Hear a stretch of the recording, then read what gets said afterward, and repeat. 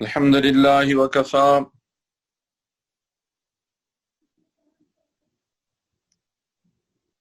وسلام على عباده الذين اصطفى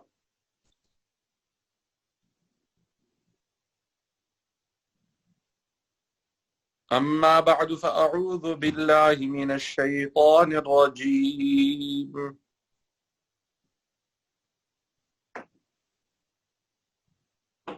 بسم الله الرحمن الرحيم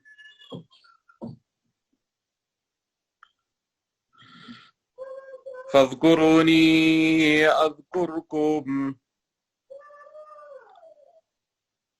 واشكروا لي ولا تكفرون يا أيها الذين آمنوا استعينوا بالصبر والصلاة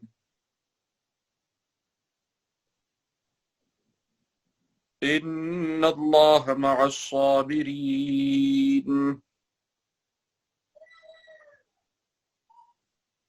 صدق الله العظيم.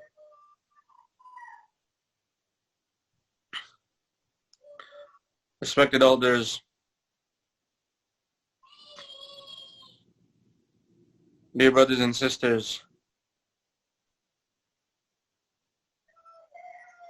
Ayat number 152 of Surat Al-Baqarah. Allah subhanahu wa ta'ala tells us, فَاذْكُرُونِي أَذْكُرْكُمْ. Then remember me, I will remember you.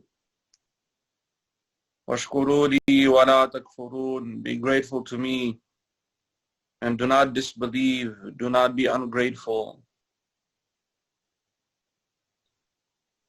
The first portion of this ayah, ayat number 152.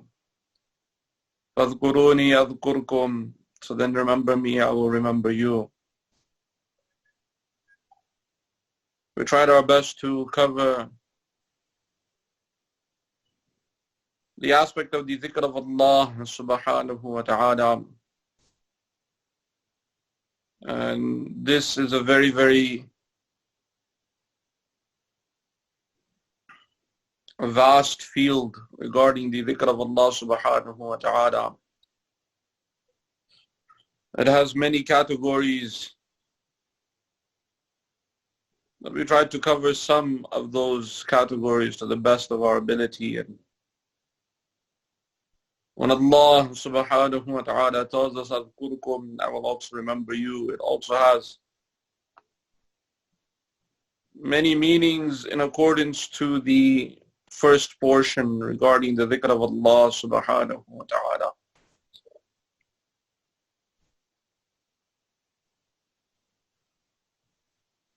What is very clear is that the hukm and command in the Quran is Ya ayyuhalladhina amanu dhkurullaha dhikran kathira. For those of you who believe, remember Allah subhanahu wa ta'ala with excessive dhikr, dhikran kathiran, excessive dhikr. وَسَبِّحُوهُ بُكْرَةً وَأَصِيلًا, and glorify Him morning and evening. Do the tasbih of Allah subhanahu wa ta'ala morning and evening.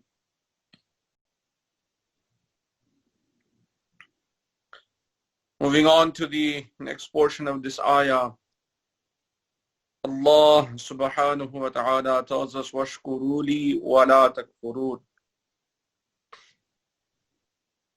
And be grateful to me and do not do kufr. Do not disbelieve, but also kufr has the meaning of being ungrateful also. So وَاشْكُرُوا لِي, be grateful to me and do not do kufr and do not be ungrateful, don't disbelieve.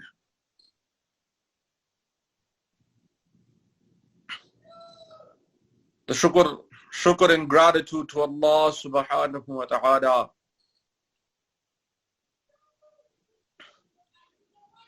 it comes in many different ways, and it has mainly one unique meaning, where basically there are two elements to the shukr or gratitude.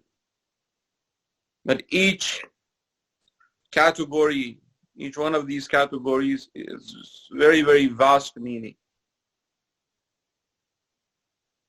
One is referred to the shukru bil lisan, or being grateful with the tongue, doing the gratitude of Allah subhanahu wa ta'ala with words and expressions of gratitude. The expressions of gratitude are also the expressions of praise, tahmeed. And we know the praise of Allah subhanahu wa ta'ala in the various forms. Saying Alhamdulillah is the best form. Or going a little bit further, saying Alhamdulillahi Rabbil Alameen. Or there are other forms also, Subhanallahi wa bihamdihi. Any of the dhikr and adhkar that have the tahmeed, the praise of Allah subhanahu wa ta'ala, also have the shukr and gratitude. As we know that tahmeed, saying Alhamdulillah, or this hamd, it has two meanings. One is hamd or thana, the madh or thana, the gratitude, praise aspect, and then the shukr or gratitude aspect. So all of those adhkar in which there is hamd, saying Alhamdulillah, Alhamdulillahi Rabbil Alameen, all of these are forms of the gratitude of Allah subhanahu wa ta'ala. That is why in multiple places in the Quran, when Allah subhanahu wa ta'ala mentions the numerous favors that He bestows on the believers, and particularly in paradise, in Jannah, so Allah subhanahu wa ta'ala tells us, وَآخِرُ دَعْوَاهُمْ أَنِ الْحَمْدُ لِلَّهِ رَبِّ الْعَالَمِينَ. And the ending, their dua will be Alhamdulillahi Rabbil Alameen, that all praises belong to Allah subhanahu wa ta'ala, Rabbul Alameen, the Rabb of all of the worlds. And this is the best way to thank Allah subhanahu wa ta'ala for His favors.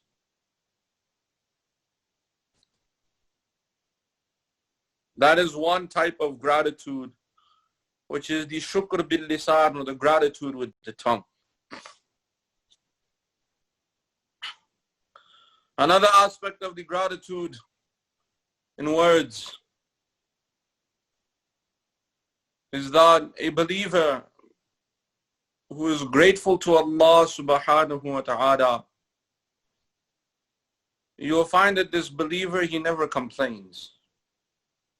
Regardless of conditions, regardless of situations, regardless of difficulty. The mu'min or believer, he's firm. And this is also one type of sabr or patience, where a believer, when showing sabr or patience, he shows that sabr and patience by never complaining. Regardless of what the situation may be, regardless of what the condition may be. The believer does not have this quality of complaining. And you know, complaints are generally done with words, or done in words. But a mu'min is one that even in the most difficult of situations, he always tries and finds the positive, or looks for the positive. He never becomes hopeless.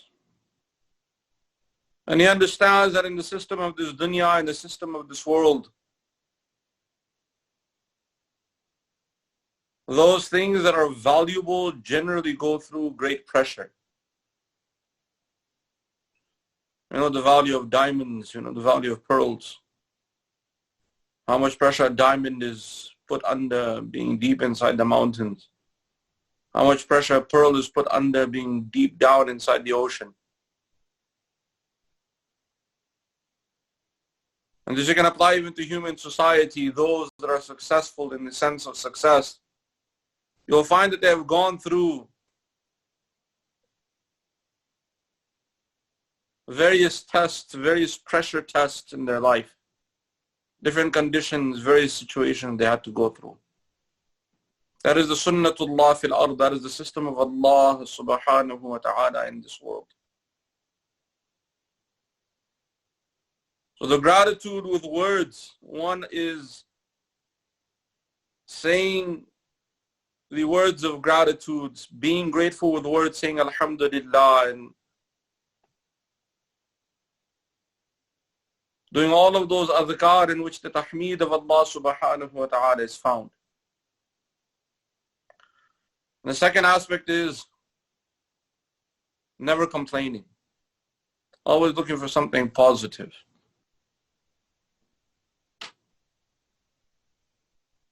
That is the shukr of gratitude with words, or the shukr of the tongue.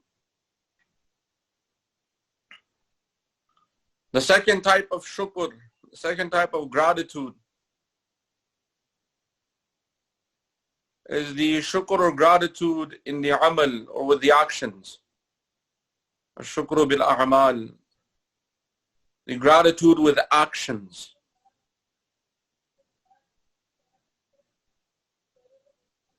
And the gratitude with actions,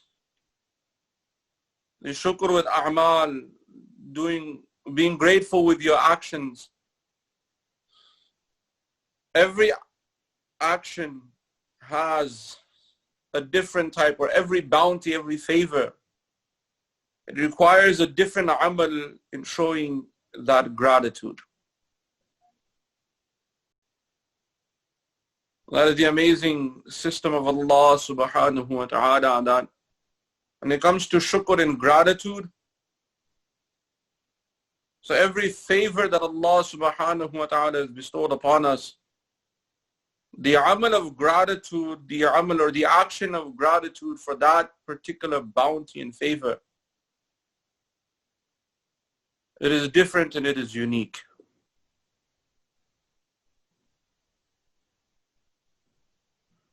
The greatest bounty that Allah subhanahu wa ta'ala can bestow on any human being is the bounty of hidayah and guidance.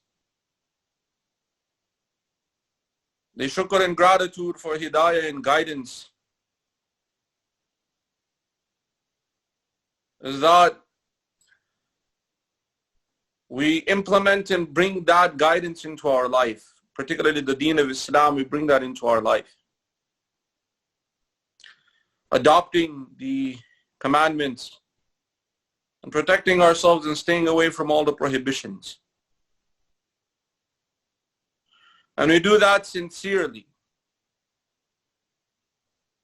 being very punctual and very careful with all of our a'mal, our salah, our zakah, our sawm, our hajj, all of the other a'mal and righteous deeds, taking care of the huquq al-ibad, taking care of the rights of others, taking care of our health, taking care of our wealth, utilizing everything that Allah subhanahu wa ta'ala has given us in accordance to the deen of Allah subhanahu wa ta'ala.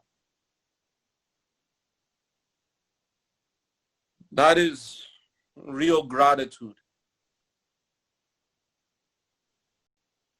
On the other side, you may have someone who may be doing the words of shukr, they may be saying alhamdulillah and maybe saying other words of praise, but their actions speak otherwise. They're not punctual with their ibadah, they're not taking care of huquq and rights, they're not fulfilling all of the commandments of the deen, and they're not keeping away or staying away from the prohibitions. This person is involved in many, many sins. So this is not real shukr or gratitude. The embodiment of gratitude is bringing hidayah and guidance into one's life.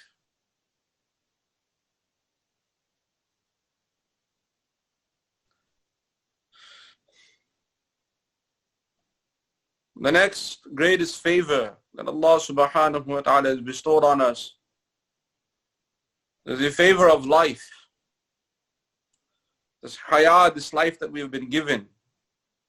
This is the greatest favor that Allah subhanahu wa ta'ala has given to us human beings after hidayah, after guidance. We might think that why is hidayah or guidance even above life? But what we understand is that those that were given the best life and greatest life in this world, even they made sacrifices for hidayah and guidance. The greatest human beings were the Anbiya alayhim salam, the prophets and messengers. They were also given life in this world. But they were also told to give sacrifice for hidayah and guidance. This was to show the value of hidayah and guidance being the greatest favor of Allah subhanahu wa ta'ala. So this great favor of haya, of life, it has its own demands as far as what is considered as gratitude for this life.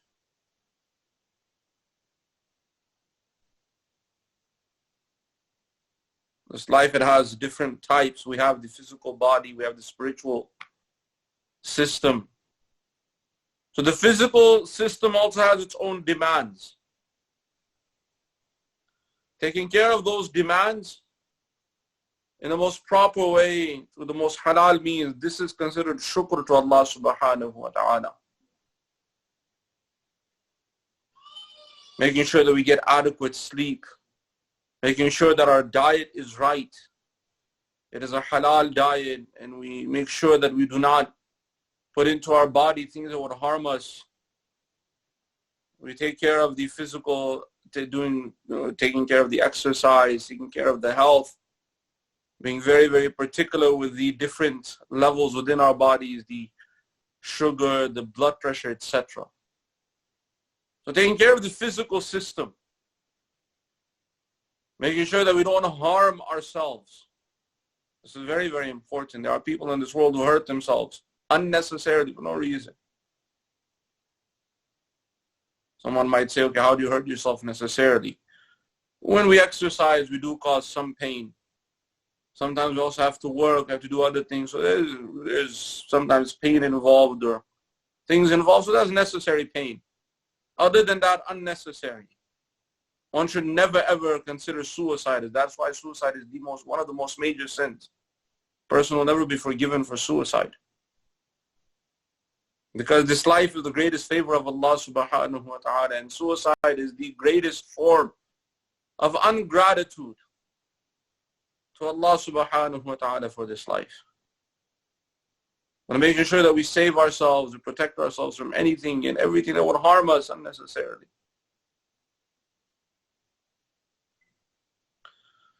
Also protecting our various organs from things that would harm them.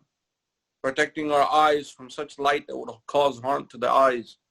Protecting our ears from such sounds that would cause harm to our hearing. And so on and so forth. For every single favor, we take care of that favor to the best of our ability. This is also considered gratitude to Allah subhanahu wa ta'ala.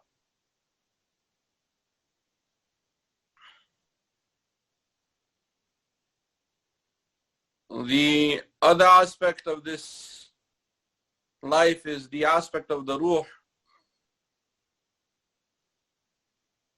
And taking care of the ruh, it also has its own demands.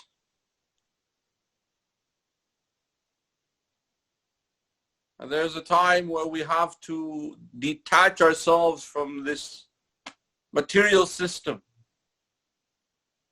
and give time to just our ruh so that we're able to bring a balance, an equilibrium within the physical body and the ruh. The best form is that of salah. And in that salah, bringing the physical form and the mental form and detaching ourselves from this world. وَإِلَىٰ رَبِّكَ فَارْغَبْ, as even the ayat in the Quran, it told to Rasulullah sallallahu alayhi wa sallam, it is an indirect message for all of us that also free yourself for your Rabb. When it comes time for your Rabb, take some time out and just dedicate yourself to Allah subhanahu wa ta'ala. Unfortunately, we have become so busy with the material things of this world that even in our salah, the mind is going and working there. It's very, very important that we take time out and spend some time in meditation every day just to calm ourselves down, take ourselves out of this material system, connect ourselves with the ruh, as this is also a demand of the ruh. And that is gratitude to Allah subhanahu wa ta'ala for this hayah, for this life. Another favor of Allah subhanahu wa ta'ala, which is an immensely or a very, very great favor, is a favor of intellect, or aql. That with this aql and intellect, we're able to gain high levels of intelligence.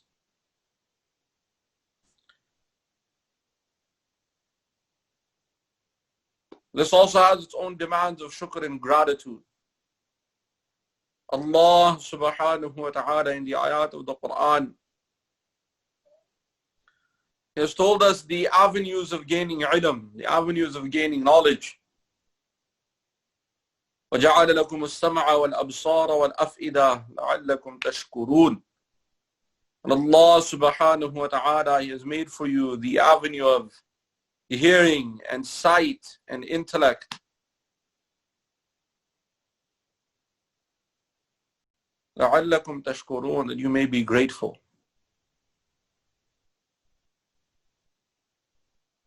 So utilizing the gift of sight, utilizing the gift of hearing, and utilizing our gift of intellect,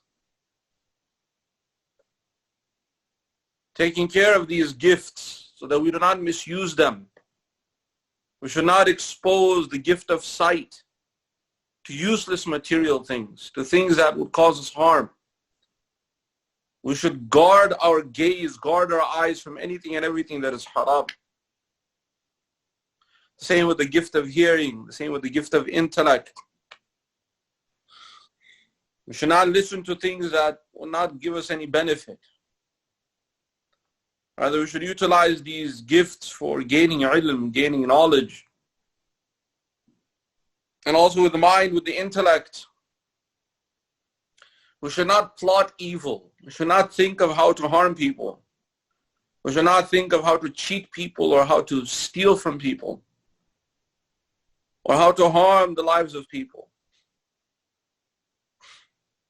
All of these things will be questioned for. إِنَّ السَّمْعَ وَالْبَصَرَ وَالْفُؤَادَ كُلُّ أُولَٰئِكَ كَانَ عَنْهُ مَسْئُولًا. Allah subhanahu wa ta'ala tells us very, very clearly in the Quran, وَلَا تَقْفُ مَا لَيْسَ لَكَ بِهِ عِلْمٍ إِنَّ السَّمْعَ وَالْبَصَرَ وَالْفُؤَادَ كُلُّ أُولَٰئِكَ كَانَ عَنْهُ مَسْئُولًا. Don't go after or don't try to seek out things you don't have knowledge about. Particularly useless knowledge. The lahu and la'ib, the amusement and waste of time, things that are not beneficial. Because this hearing, this sight, this intellect, you will be questioned about it on the Day of Judgment.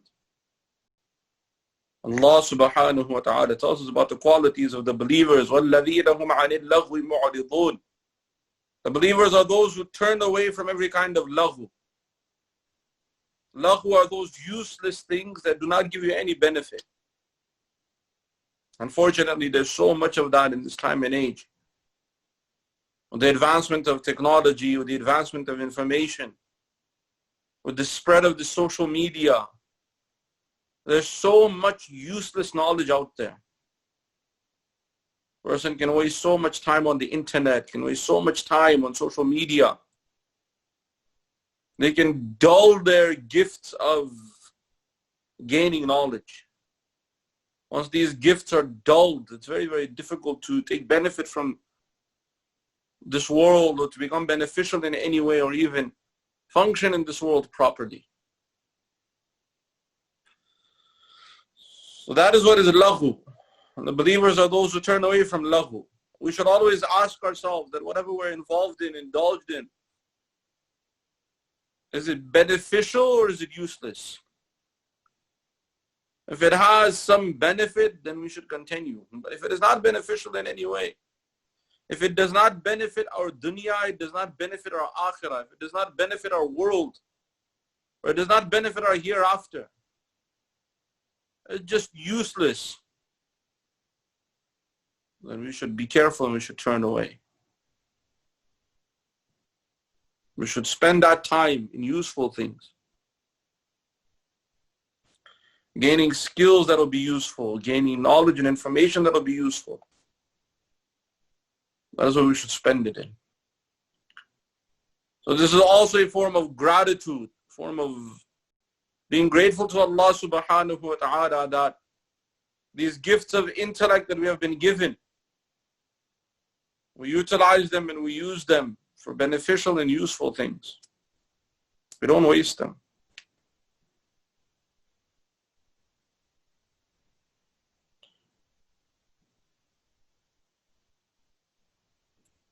One unique aspect of these gifts is that Allah subhanahu wa ta'ala, He has told us, لَإِن شَكَرْتُمْ لَأَزِيدَنَّكُمْ, that if you are grateful to me, I will definitely increase my favors on you.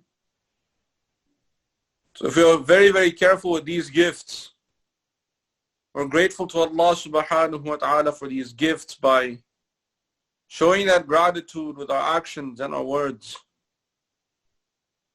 Be amazed how Allah subhanahu wa ta'ala increases His favors on us. These are amongst the favors that can be increased.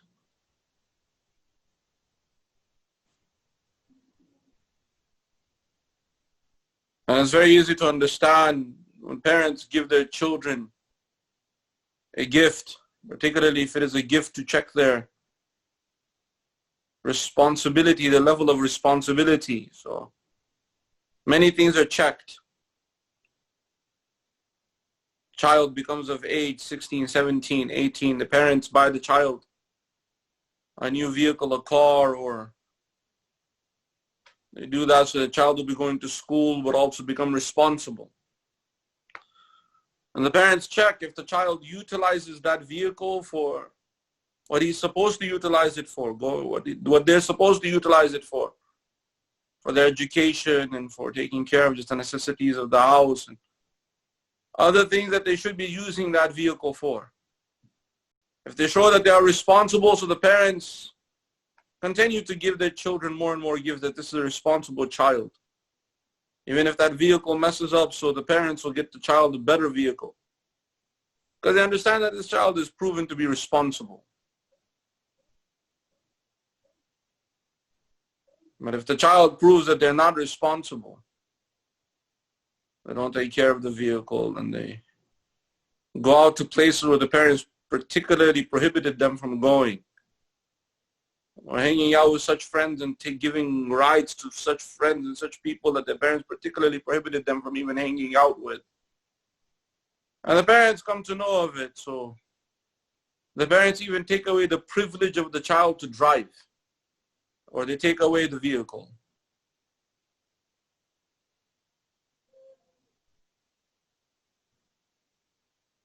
There are some children that may be very smart, they can hide from their parents. When it comes to Allah subhanahu wa ta'ala, there's nothing we can hide from Him. So He knows. So in the conditions where we are responsible with these gifts and these favors, so Allah subhanahu wa ta'ala from His side, He will increase these favors on us.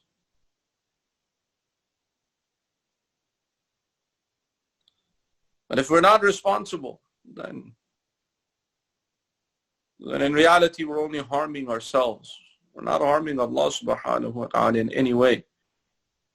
وَلَئِن كَفَرْتُمْ إِنَّ عَذَابِي لَشَدِيدٌ, Allah subhanahu wa ta'ala says in another ayah in the Quran that if you're ungrateful by disbelieving, then my punishment is very, very severe. May Allah subhanahu wa ta'ala save all of us and give all of us the tawfiq and ability to practice His deen. وَمَا عَلَيْنَا إِلَّا الْبَلَاغُ.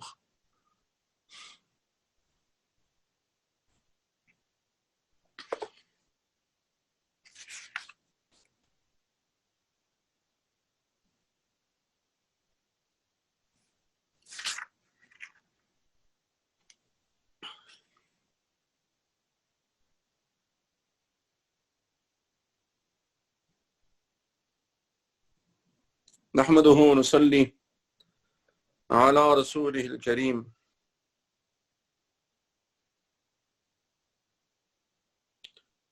أما بعد.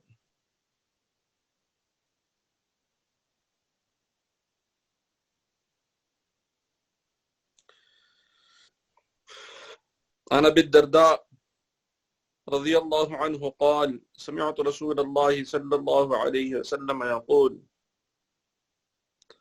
وموت العالم مصيبة لا تجبر وظلمة لا تسد وهو نجم طمس موت قبيلة أيسر من موت عالم وكما قال عليه الصلاة والسلام وهو بعض الحديث رواه البيهقي في شعب الإيمان. This hadith is in Bayhaqi, in the book of by Imam al-Bayhaqi in the book of Shu'ab al-Iman. This is a part of that hadith.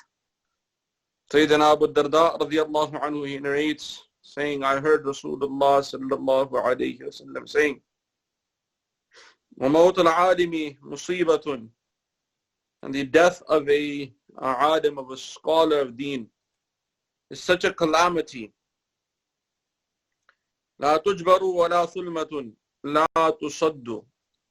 It is such a calamity that it can neither be made up and it can never be compensated for. وهو نجم طمس, he was a star that was, he was a star, طمس, that now with their death it has lost its light, it has dimmed out. موت قبيلة, in the death of a whole qabila, the death of a whole tribe. أيسر من موت عالم, is easier than the, or is less significant than the death of a alim, specifically those scholars that were beacons of guidance. So the ulama, those scholars that become beacons of guidance when they pass away, so it is such a calamity on this world that it can never be replaced. It is like a star that loses its light.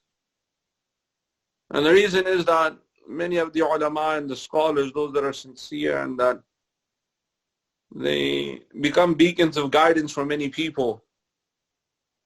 Once that guidance, once they go, the guidance is gone with them, or that light dims with them. So you will find that that level of hidayah and guidance that was spreading, it comes to an end or it stops. And that is why it becomes easier. The death of a qabila is less significant than the death of such a alim, because there are some ulama who have had such a profound impact that they became beacons of guidance for the whole world. And many a times there are some great scholars that even after they leave this world, they are still beacons of guidance. How many books of the ulama people are still benefiting from? And these books, many were written hundreds of years ago. Even those scholars that have passed away, they've left this world. But the ilm and the knowledge that they imparted, people are still taking benefit from. And people are getting guidance and being guided by their writings, by their teachings. Whereas we find how many villages have gone, but what impact of hidayah have they left behind? So we know of how many, not just villages, tribes, how many cities, how many countries have come and gone, how many powers have come and gone. But when it comes to guidance, what kind of impact have they left behind? Particularly in hidayah and guidance for the hereafter, guiding people to paradise. What impact have they had? Whereas you'll find the ulama and the scholars, those that are da'iyeen, those that become beacons of guidance for many, many people. So even after leaving this world, their guidance continues. Their students teach, their teachings continue, the books are there. People study and take benefit from. That is why on the Day of Judgment, there will be many that will come from the ummah of Rasulullah sallallahu alayhi wa sallam. There will be many, many scholars. And they'll have crowds and crowds of people that will be following them to paradise. Because these were the crowds and crowds of people that took benefit from their knowledge, even after, during their lifetime and even after their lifetime. And became means of guidance, and they became beacons of guidance. So that is why specifically the great ulama, whenever they go back to Allah subhanahu wa ta'ala, in reality those are very dark days for this world. Of course, for the ulama and the scholars, they're very fortunate that they go back to Allah subhanahu wa ta'ala. But for the rest of us that are left behind, we're deprived of their blessings, of their barakat, we're deprived of their level of impact, and also how much mercy Allah subhanahu wa ta'ala is sending to this world. Because of them, how many benefits are coming down into this world because of those great scholars. Coming to the month of August, the year 2020, since the month of Ramadan, going all the way back to end of April and also the month of May.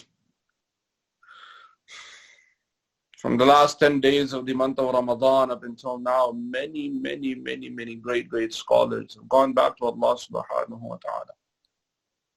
Majority of them have, just through natural causes, they left this world. Some of the greatest muhaddithin, they've gone back to Allah subhanahu wa ta'ala. Some of the greatest teachers of Quran, Hufad, and many thousands of Hufad that graduated from them, tens of thousands. Many of them also went back to Allah subhanahu wa ta'ala. Unfortunately, this has become a trend in this world now, going back many years.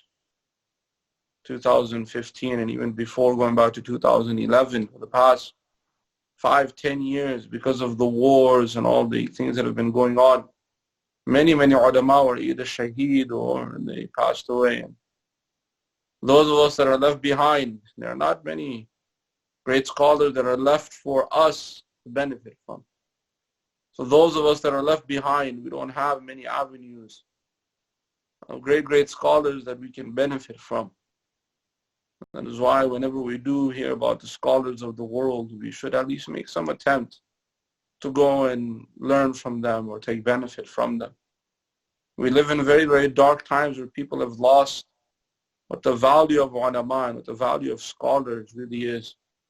So unfortunately, we have lost that value of what kind of rahmah and barakah comes with these ulama, with these very great scholars. May Allah subhanahu wa ta'ala give us understanding and give us the tawfiq to practice His deen. وَمَا عَلَيْنَا إِلَّا الْبَلَاغُ.